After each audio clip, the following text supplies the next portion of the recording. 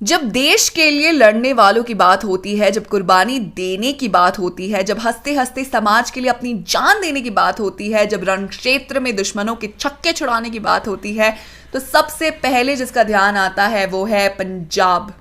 महाराजा रणजीत सिंह हो या भगत सिंह, गुरु गोविंद सिंह जी हो या उनके चारों साहिबजादे, इन सभी ने मातृभूमि की रक्षा के लिए हंसते हंसते अपनी प्राणों की आहुति दे दी, लेकिन दुश्मनों के आगे कभी घुटने नहीं टेके। मगर ये बात तो मर्दों की है। बात अगर देश की है तो पंजाब की औरतें भी पीछे नहीं है।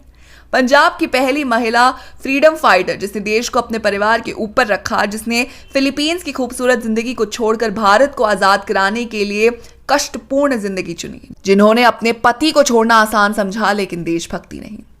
गुलाब कौर का जन्म 1890 में पंजाब में संगरूर के बख्शीवाला गांव में एक गरीब परिवार में हुआ था। गुलाब कौर के अंदर बचपन से देश के लिए लड़ने की भावना नहीं थी।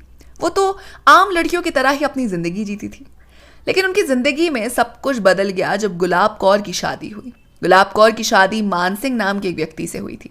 शादी के बाद गुलाब कौर अपने पति के साथ अमेरिका जाने के लिए रवाना हुई, लेकिन पैसों की कमी के कारण दोनों फिलीपींस में ही रह गए ताकि कुछ समय यहाँ काम करके फिर अमेरिका के लिए निकल जाएंगे। उस वक्त में अमेरिका जाने के लिए पानी की यात्रा होती थी। गुलाब कौर और मान सिंह अमेरिका जाने के इरादे से फिलीपींस के मनीला पहुंचे थे। मनीला में गुलाब कौर इंडियन सबकॉन्टिनेंट को ब्रिटिश शासन से मुक्त करने के मकसद से गदर पार्टी में शामिल हुई थी। गुलाब कौर ने मनीला में भारतीय यात्रियों को स्पीच देकर गदर पार्टी में शामिल होने के लिए मोटिवेट किया था।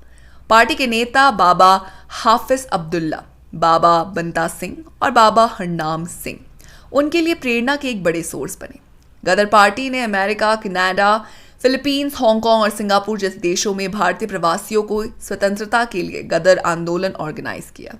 मूल रूप से इस पार्टी ने भारत को ब्रिटिश शासन के अत्याचार से मुक्त करने की दिशा में काम किया था। गुलाब कौर गदर पार्टी के डेवलपमेंट के तहत भारत लौटी और पंजाब से ही प्रोटेस्ट का हिस्सा बनने का फैसला किया। तो उन्होंने अपने पति के अमेरिका जाने का फैसला करने के बाद अपने आरामदायक जीवन का त्याग कर दिया और इंडिपेंडेंस स्ट्रगल में पूर्ण रूप से जुट गई, जिसके लिए फिलीपींस के लगभग 50 अन्य रेवोल्यूशनरीज के साथ गुलाब कौर SS कोरिया बैच में शामिल हुई और भारत के लिए रवाना हुई, जो कि सिंगापुर में SS कोरिया से तोशामारू में बदल गई।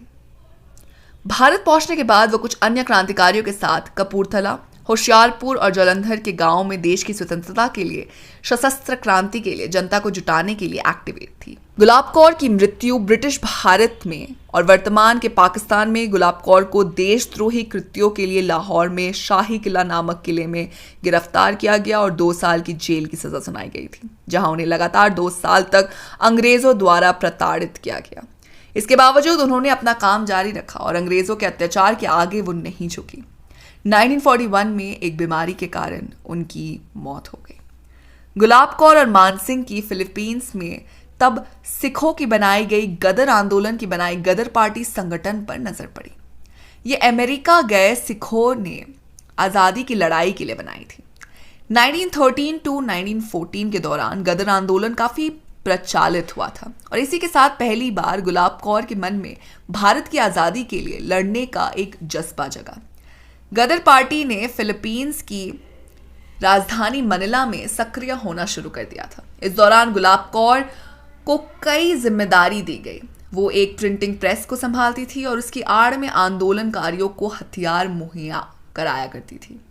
लेकिन जब आंदोलन बढ़ा तक प्रथम विश्व युद्ध का फायदा उठाते हुए गुलाब कौर ने भारत आने का फैसला किया, मगर यहाँ उनकी जिंदगी में बड़ा मोड़ आया। गुलाब कौर के पति ने देश की आज़ादी और खुद को चुनने के लिए गुलाब कौर के पास विकल्प रखा। गुलाब कौर फैसला कर चुकी थी और उन्होंने अपनी शादी को तोड़कर देश को चुन लिया। देशभक्ति पति भक्ति के आगे जीत गई। गुलाब और भारत आ गई। भारत पहुंचकर वो अंग्रेजी हुकूमत से बचते बचाते पंजाब पहुंची, जहां उन्होंने गदर आंदोलन को जारी रखने के लिए जालंधर, कपूरथला और होशियारपुर में अपने आंदोलन को जारी रखा।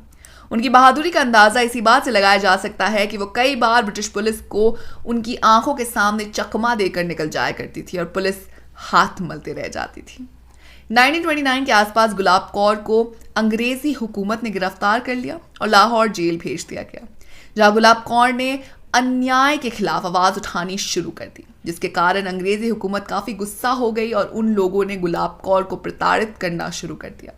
करीब 2 साल बाद वो जेल से बाहर आई थी, लेकिन तब तक वो काफी कमजोर और बीमार हो चुकी थी। फिर भी वो लोगों को फ्रीडम स्ट्रगल के लिए जागरूक करती रही, मगर वो ज्यादा दिनों तक ऐसा कर नहीं सकी और 1931 में गुलाब कौर की बीमारी के कारण मौत हो गई। गुलाब कौर एक देशभक्त की मौत मरी थी, लेकिन उन्हें आज तक वो पहचान नहीं मिली जिसकी वो हकदार थी। गदर आंदोलन ने पंजाब के लोगों की आज़ादी के लिए प्रेरित करने में अहम भूमिका निभाई थी, लेकिन गुलाब कौर ने यह साबित किया कि केवल पंजाब के मर्द ही नहीं, औरतें भी शेरनियां हैं। अक्सर ऐसा देखा गया है कि लोग इतिहास के हीरो को तो नहीं भूलते, लेकिन हीरोइन यानी किसी स्त्री को जिसने देश के लिए अपना सब कुछ त्याग किया, उसे बड़ी ही आसानी से भूल जाते हैं। अक्सर लोग इन हीरोइंस के चेहरे और बहादुरी को भूल जाते हैं। गुलाब कौर भी इतिहास की ऐसी ही एक महिला है जिसके बलिदान को देश अब भूल चुका है। भारत के स्वतंत्रता संग्राम के दौरान महिलाओं ने एक महत्वपूर्ण भूमिका निभाई है। उन्होंने भी पुरुषों की तरह सड़कों पर मार्च किया, मारपीट की, क्रूर कारावास का सामना किया और एक बड़े काम के लिए अपने जीवन का बलिदान किया।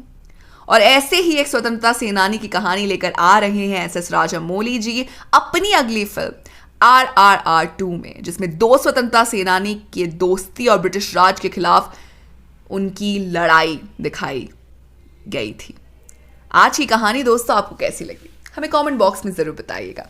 साथ ही आप RRR 2 के लिए कितने एक्साइटेड है ये भी बताइएगा। और अगर आपको वीडियो पसंद आई हो तो इसे लाइक कीजिए, दोस्तों के साथ शेयर कीजिए और फिल्मी दुनिया से जुड़े रहने के लिए सब्सक्राइब कीजिए हमारे चैनल बॉलीग्राज स्टूडियोज को।